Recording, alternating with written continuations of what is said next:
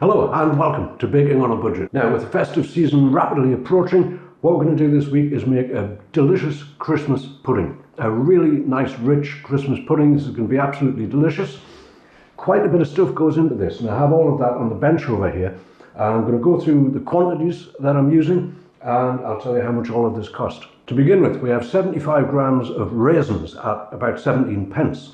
We have 75 grams of sultanas at 17 pence. We've got 75 grams of currants at 25 pence. We've got 40 grams of mixed peel at about 9 pence. We got 1 lemon at 12 pence, and we got 1 orange at 20 pence. We also have 140 ml of stout, which is 58 pence, and we have 15 ml of whisky at 47 pence. We've got 90 grams of butter at 72 pence. We've got 90 grams of brown sugar at 31 pence. We've got 90 grams of plain flour at about 5 pence. We also have 2 eggs at 24 pence, 90 grams of breadcrumbs at about 5 pence. We have half a teaspoon of mixed spice at 4 pence. We got half a teaspoon of nutmeg at 4 pence. We got a quarter teaspoon of baking powder, which is about a penny. We got 35 grams of ground almonds at 34 pence, and we got 1 apple at 24 pence. So, if we add all of that together, it comes to £4.10, and we're going to get 8 slices out of that. So each slice of this beautiful Christmas pudding, 51 pence a piece. Now there's a few things we need to do to get this together, so let's get to it. What we want here is the zest of the orange and the lemon, and we want the juice from these as well. So first things first, I'll just zest this orange and also the lemon. Okay, that's the zesting. Now we just want the juice out of these. And first, I'll get the juice out of that. Very good, and then we'll take the orange.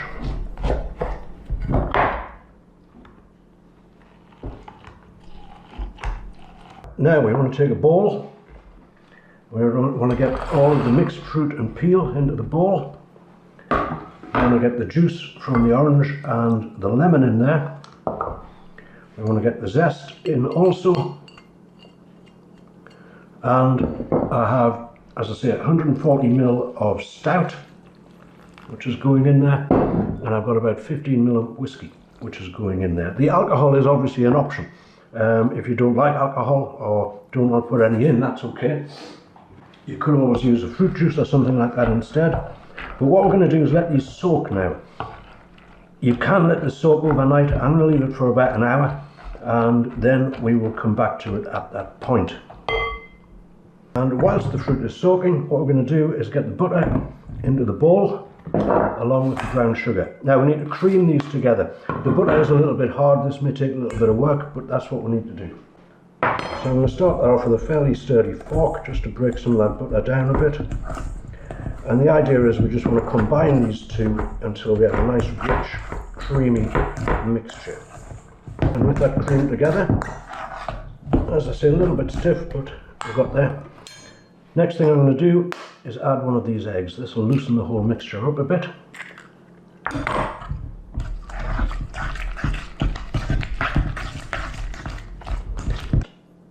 Egg in there.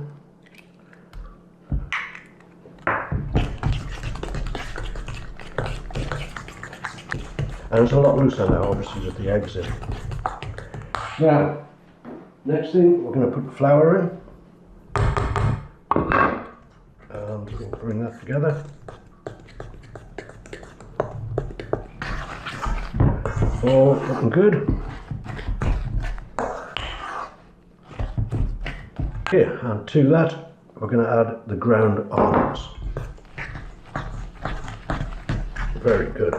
And next what I want to do is prepare the apple. I'm going to grate this. So first of all, I will just peel it.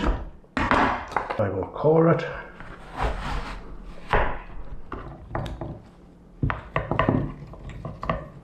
Just good. And then I'll take these pieces and just grate them. I've grated, that's going in the bowl as well.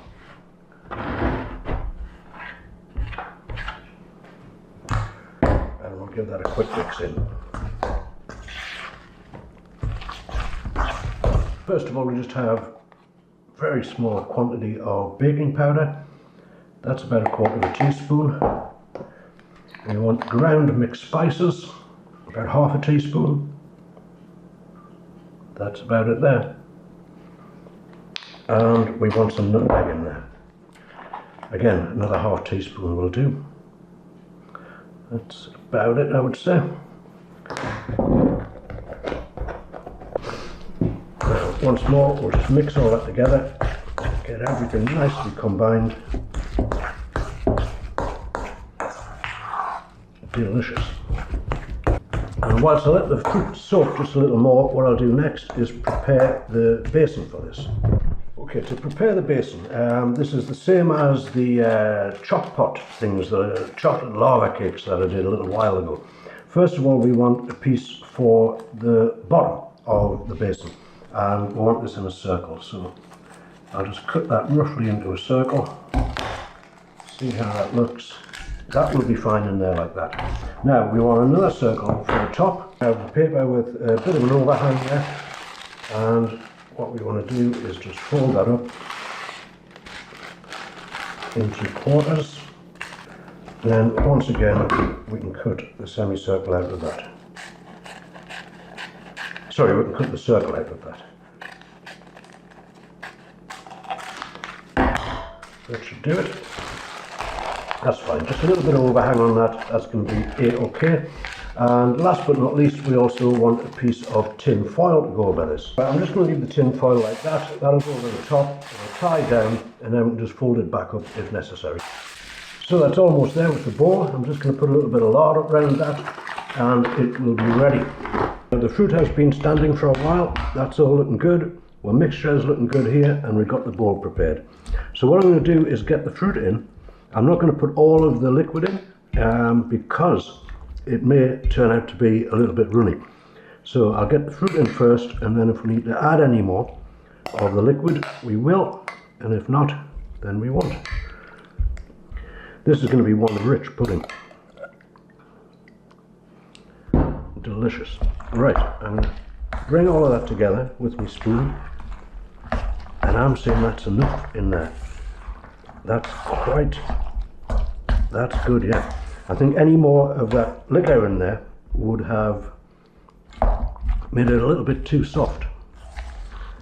But that there, for a pudding, is looking just right. Okay, very happy with that. Okay, so I have my pan with a plate on the bottom of it, a cooling rack or something like that would also work. But I don't have one that fits, so I'm just using this plate. I'm going to put some water in it to begin with, boiled water.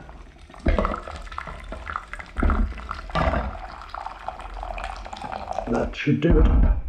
And now we want to get the basin in there and put some more water in if needed until it's about halfway up the side of the basin. And that is going to need just a touch more. That should do it.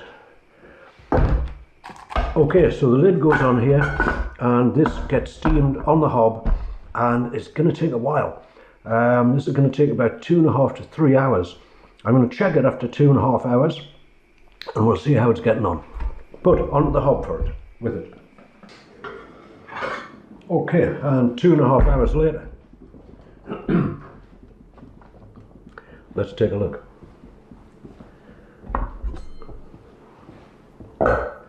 Now I'm going to very carefully lift that out of there. It's going to be very hot and quite heavy.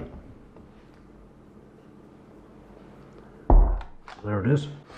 Now, if I just snip the string and remove the covering, that is looking good. That is beautifully done, yes. Right, now this is going to need to cool before we attempt to get it out of the basin.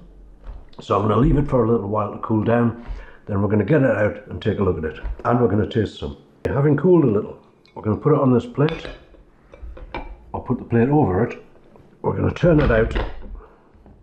And that is looking good. Now, we'll just take that little bit of greaseproof paper off the top of it. That is looking fantastic, actually. That's beautiful. Now I'm going to let it cool a little bit more. It's still a little bit warm. You can see it's steaming. and we'll dress it up and we'll take a taste.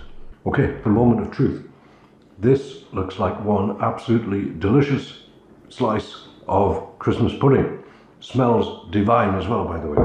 Now I'm just going to take some of that off there and have it with a little double cream. A real indulgence, but it is getting towards Christmas. Let's see how that tastes.